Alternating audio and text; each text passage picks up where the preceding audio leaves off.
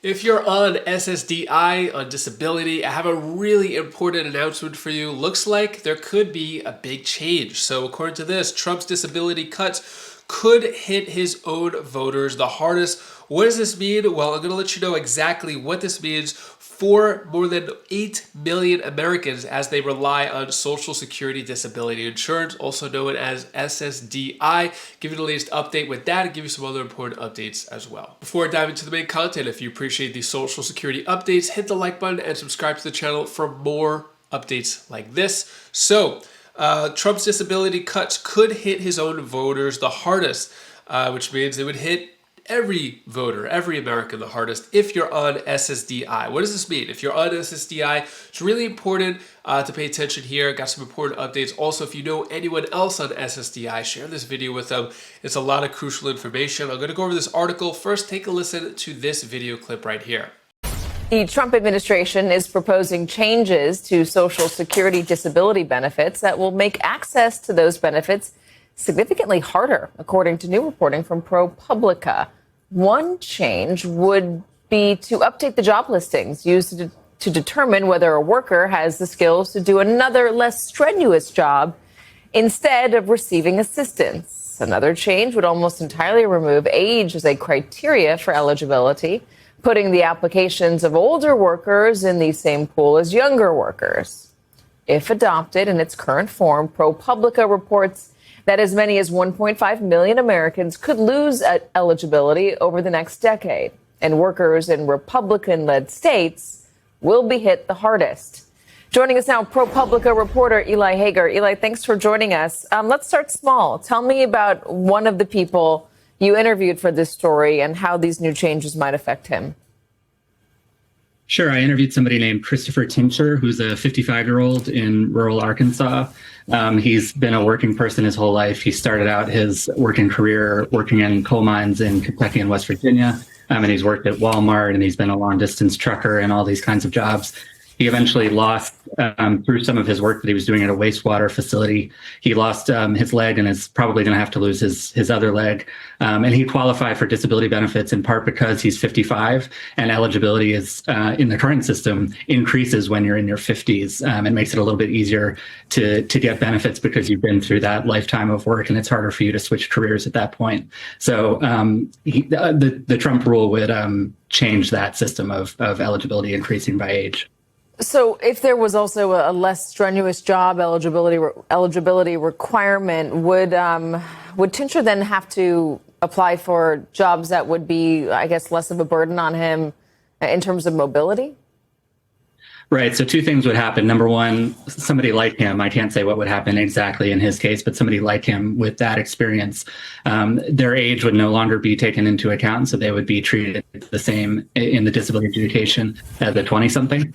And then secondly, the jobs listings would be updated. So it would show that, say in his area of Arkansas, there is this sort of low-skilled, more sedentary job behind a computer that maybe he could do. In his view and the view of disability advocates and union leaders, that sort of pulls the rug out from working class people who have, only done a certain type of manual job their whole life, whether it's in coal mining or logging or construction work. And those are the skills that they have. And now they're being told that actually the system is changing now that they've reached their most medically vulnerable years, and that they're going to have to learn how to do something on a computer instead of getting these disability benefits that they paid into the system for. Who are the proponents of this? So it's actually something that originated in the first Trump term, something that some Social Security officials in the first Trump administrations were pushing. They didn't get it done before 2020 and when President Trump lost that election. And then it's been brought back this year and pushed, including by Russell Vought, the head of the Office of Management and Budget, who was one of the originators of Project 2025. And now it's being pushed, and it's sort of on the regulatory timeline, which can take a while, but one federal bulletin says it could be published by December. So when the Trump administration has talked about cutting programs, they haven't done it with this one specifically, but largely what they do is they say these are Democrats that are taking advantage of the system, or that's what they imply. You write in your article that this is going to affect red states and Donald Trump's own voters, some of his most loyal voters, in fact, How are you able to make that determination? Right. So, yeah, it's sort of interesting that this is being done more quietly. Obviously, we have all this coverage of the cutoffs that are happening to SNAP, and we know that work requirements are going to be added to Medicaid through the what we call the One Big Beautiful Bill, and those all happen very quickly. And as you said, the Trump administration portrayed those as being relied on by immigrants and Democrats and so on. But this is being done quietly through the regulatory process, and ProPublica, we had to source within the Social Security Administration to know exactly what was happening. And the way that we're able to tell that it would affect these workers, especially in southern states, is we just look at who relies on disability benefits by state. So in the map that you're showing there, West Virginia, Arkansas, Kentucky, and also Mississippi and Alabama have much higher proportions of their residents relying on disability benefits. And the people who would specifically be affected by these rules would be 50 to 60-year-olds who have worked in manual labor jobs, don't have a high school or college education, and so therefore they'd be affected by the situation of having to find a new job behind a computer or possibly driving for Uber or DoorDash or something like that. And those are predominantly Trump voters in that demographic in those places? Yeah, I mean, as we've analyzed over the years, in West Virginia, Arkansas, Kentucky, Mississippi, Alabama are overwhelmingly voted for President Trump. And then within that, working class voters who are 50 to 60 years old have been disproportionately Trump voters. All right, Eli Hager. Eli, thank you so much for bringing us this reporting. I appreciate it. What are your thoughts there? Let me give you a little bit more details. So in the current system, those over 50 are more likely to qualify for benefits, excuse me, as age is deemed a considerable limitation is a person's ability to adapt to jobs. However, the Trump administration may be looking to remove age as a factor for eligibility for these benefits altogether, or adjust the threshold to 60 instead of 50. Three people close to the plan told the Wall Street Journal. A senior administration official told ProPublica anonymously that the White House does not think that simply being 50 years old is a disability. They added that in the 1970s, when the current rules were written, there were many more jobs involving manual labor, but that wasn't the case today given the boom in digital jobs. And so the official said that workers in their 50s with physical injuries are claiming benefits when they don't need to be. According to the Nonpartisan Research Institute, Center on this move could reduce the share of applicants who qualify for SSDI by 20%, the largest cut to SSDI in history. The Center of Budget and Policy Priorities noted that the change would specifically harm older workers, as nearly 80% of disabled workers are 50 or older, and those living in the South and Appalachia.